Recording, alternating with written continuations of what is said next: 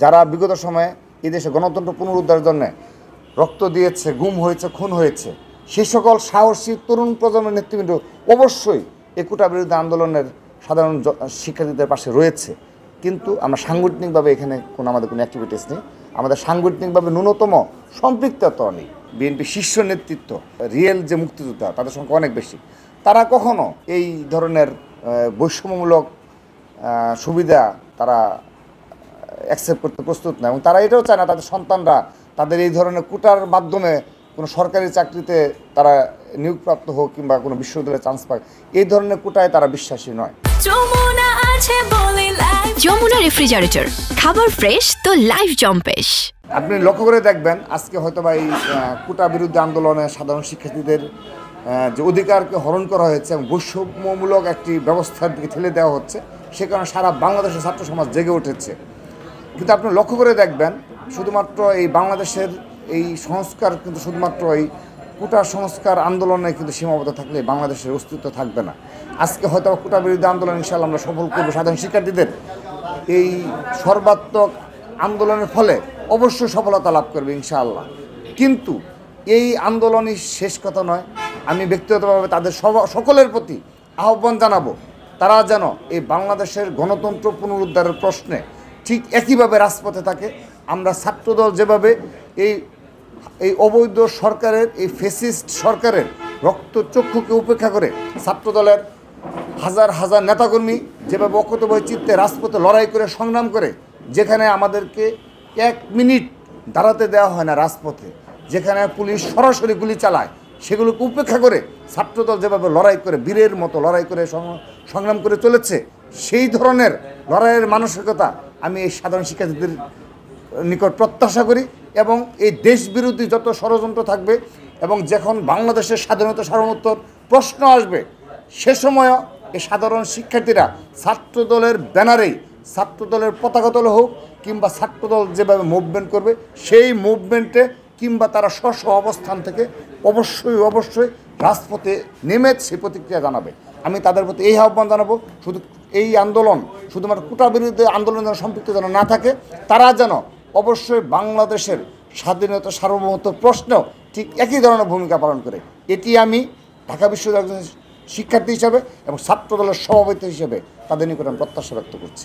সাধারণ শিক্ষার্থীদের যে আবেগ অনুভূতি রয়েছে, বিশেষ করে এই বিগত 18 সালেই যে বিষয়টি একটা ফয়সালা হয়ে গিয়েছিল, সেই বিষয়টি নতুন করে আবারও একটি আদালতকে ব্যবহার করে আবারও একটা বৈষম্য যে বলা হয়, সেই বিষয়টি আবারও এই অবৈধ সরকার সাধারণ শিক্ষার্থীদের সাথে প্রতারণামূলকভাবে আবারও কোটাকে বহাল রাখার জন্য প্রচেষ্টা চালিয়ে যাচ্ছে।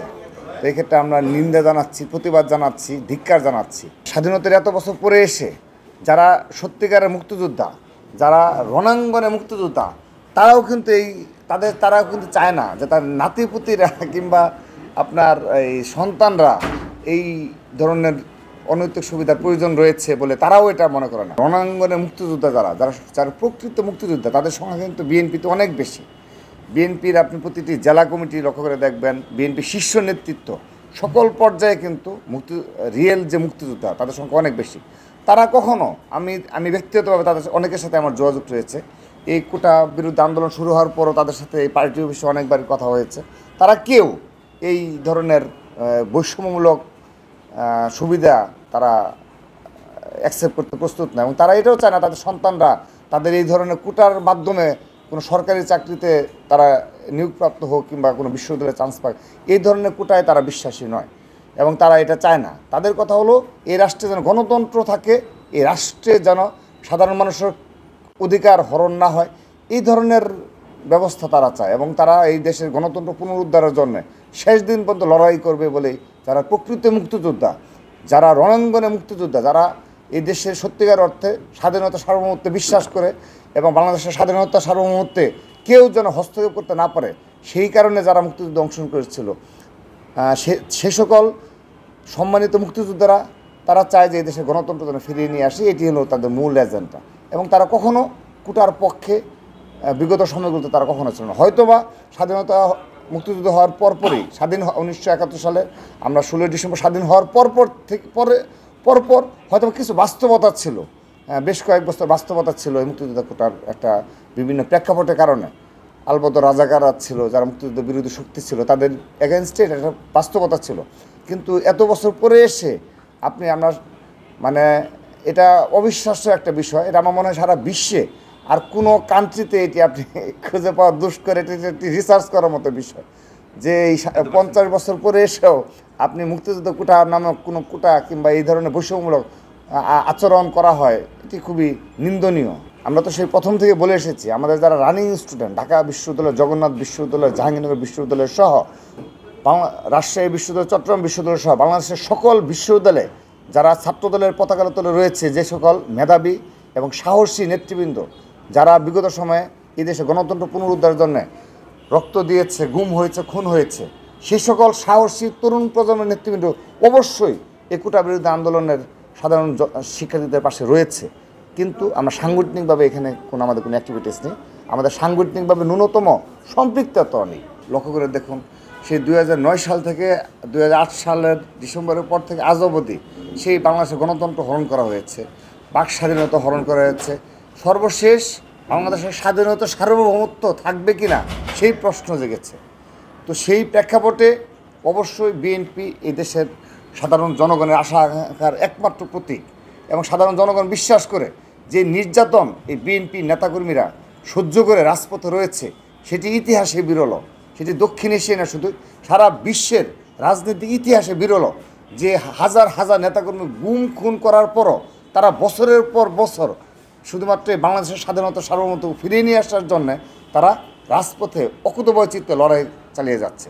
সেহেতু বিএনপি কী সিদ্ধান্ত নেবে সেটি বিএনপি নীতি নির্ধারকরা জানে। কিন্তু ছাত্রদল আমরা আমাদের নিজস্ব পলিসিতে আমরা আন্দোলন সংগ্রামে থাকি, এবং যেহেতু বিএনপি সর্বাত্মকভাবে এই দেশের স্বাধীনতা সার্বভৌমত্ব প্রশ্নে আপোষহীনভাবে এবং সাধারণ জনগণের প্রশ্নে আপোষহীনভাবে রাজপথে রয়েছে এবং গণতন্ত্র পুনরুদ্ধারের শেষ পর্যায়ে রয়েছে, সেখানে ছাত্রদলের আমাদের সর্বাত্মক অংশগ্রহণ রয়েছে। সেখানে অপর ছাত্র সংগঠন যারা রয়েছে, যারা এই গণতন্ত্র পুনরুদ্ধারের রাজপথে রয়েছে, তাদেরকে অবশ্যই আমরা সর্বক্ষেত্রে সাধুবাদ জানাই। তারা যেই হয়ে থাকুক না কেন, যারা সত্যিকারের অর্থে এই অবৈধ সরকারের সাথে কোনো লিয়াজু না করে, যারা শুধুমাত্র বাংলাদেশের স্বাধীনতা সার্বভৌমত্বকে বিশ্বাস করে এবং সাধারণ শিক্ষার্থীদের আবেগ অনুভূতিকে বুকে ধারণ করে এই দেশে গণতন্ত্র পুনরুদ্ধারে রাজপথে রয়েছে, তাদের প্রতি ছাত্রদলের সর্বাত্মক সহযোগিতার মনোভাব রয়েছে। সব আন্দোলন সংগ্রাম আলোচনার মাধ্যমে একটি প্ল্যাটফর্মে হতে হবে, এইগুলোতে আমরা বিশ্বাসী নই। আমাদের কথা হলো আপনাকে অবশ্যই রাজপথেই নেমে আসতে হবে, রাজপথে থেকেই আপনাকে সব কিছু মোকাবেলা করতে হবে। আপনি লক্ষ্য করে দেখবেন, সেই 2009 সালের পর থেকে আজ অবধি আজকের এই 2024 সাল পর্যন্ত ছাত্রদল কোনো ষড়যন্ত্রের সাথে নেই। শুধুমাত্র ছাত্রদল শুধুমাত্র রাজপথে থেকেই সব কিছু মোকাবেলা করে গণতন্ত্র পুনরুদ্ধারের জন্য লড়াই সংগ্রাম চালিয়ে যাচ্ছে। আপনি 28 অক্টোবরে এই বাংলাদেশের ইতিহাসে সবচেয়ে বড় মহাসমাবেশ আমরা করেছি, সারা বাংলাদেশ দেখেছে, সারা বিশ্ব দেখেছে। সেখানে ছাত্রদলের সর্বাত্মকভাবে সফল করার জন্যে আমরা করেছি। হ্যাঁ, আমরা হাসিনার পতন ঘটাতে পারিনি, কিন্তু আমরা সেই পতনের যে ধারা সর্বশেষ পর্যায়ে নিয়ে আসার জন্যে আমরা সেই দিন প্রেক্ষাপট তৈরি করেছি। সাধারণ জনগণ বিশ্বাস করে এই বাংলাদেশের স্বাধীনতা সার্বভৌমত্ব থাকবে কিনা সেটি ছাত্রদল তথা বিএনপির উপর নির্ভর করে।